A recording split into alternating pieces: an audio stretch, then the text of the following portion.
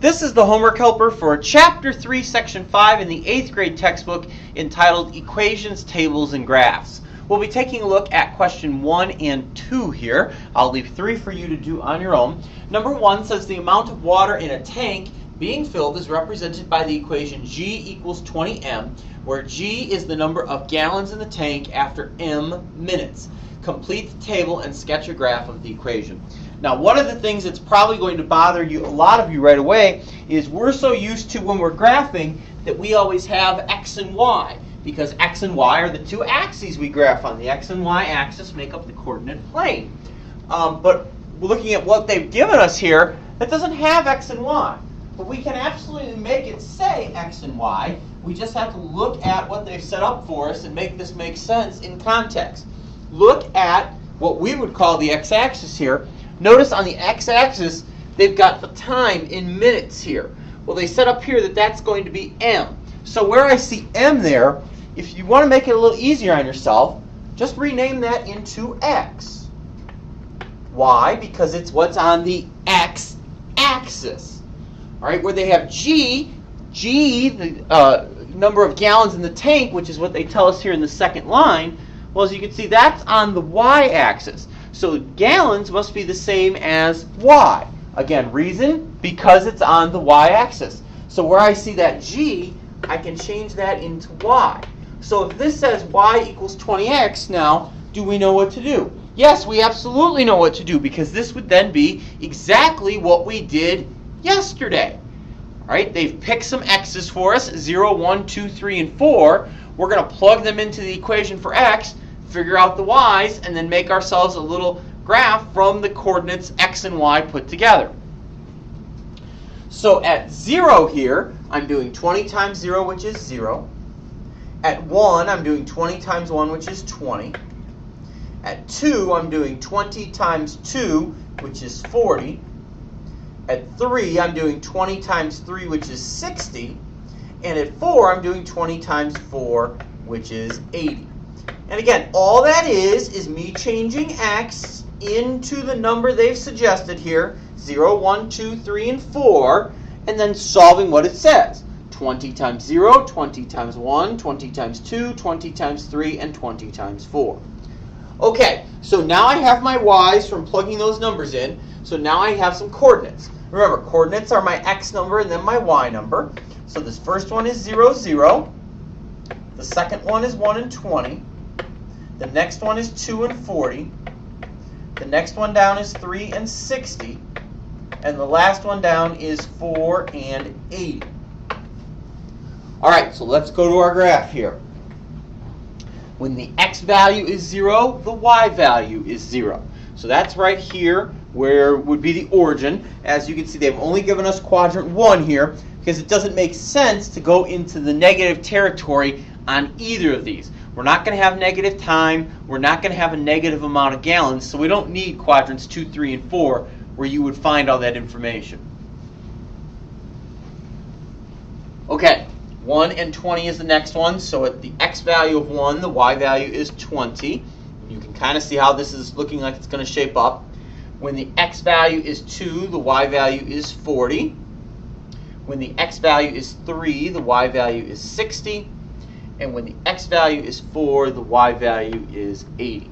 And we connect the dots, and there you go. As you can see, I only put an arrowhead on the one end of my graph here. And again, that's for the reasons I've already explained. If I put an arrowhead going this way, that's going to indicate that negative time is happening, because over here would be negative numbers on the x. But that's time. That doesn't make sense. This isn't Back to the Future. And if we go down this way with the graph, that's going to indicate a negative number of gallons, because this axis is gallons. And again, that doesn't make sense either. We could have numbers that keep getting bigger here as time keeps happening, the amount of gallons gets bigger. But in this case, that's really all that makes sense. Okay, let's go ahead and take a look at number 2 then. We're using the table to make a graph and to write an equation there. So we can go ahead and make the graph right away because they've given us all the information we need to make the graph. So let's go ahead and make that graph. The first value there says when x is 0, y is 4. So remember, this axis that runs left to right, that's your x-axis. this axis that runs up and down, that's your y-axis. First number, x, 0. Second number, y, 4. So at 0, it's going to correspond to 4. So I'm not going to go right or left from the origin, but I am going to go up to 4 for my first dot. 2 and 6 is next. So that means I'm going to go over to 2 and on the x-axis, right over to 2. That's the first jump over from 0. And then up to 6. 5 and 9 is my next one. Now you're saying, well, wait a minute, the next one there isn't 4. You're right, it isn't 4, but it doesn't have to be 4. It just has to be something that's on the graph. I know a lot of you would be expecting, if they're going 0, 2, you would be expecting 4 and 6 and 8 and 10 and 12. It doesn't matter that they didn't do that. It doesn't hurt anything. All right, so back to that, 5 and 9. So it means I'm going to go right over to 5. Well, 2 is the first jump, 4 is the second jump, and then a half a jump is going to get you to 5. And then we're going to go up to 9, which is, of course, between 8 and 10. And you can see my mark that I've made there still making a pattern there, so it makes sense. So we're not concerned that it wasn't 4 next. It's still in the line there. 8, 12 next. So that means I'm going to go over to 12. Over to 8 on the x-axis, right from 0 over to 8. That's 4 jumps because it's going by 2s, and then up to 12, which is marked. And again, look at the x's there. It's still making a pattern, so we're probably okay.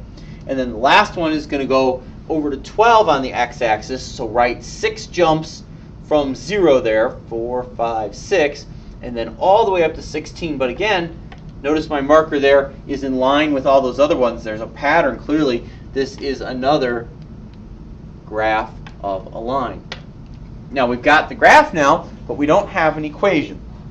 Again, when you're writing an equation, as we saw in the notes, you're going to start off and you're going to say y equals x.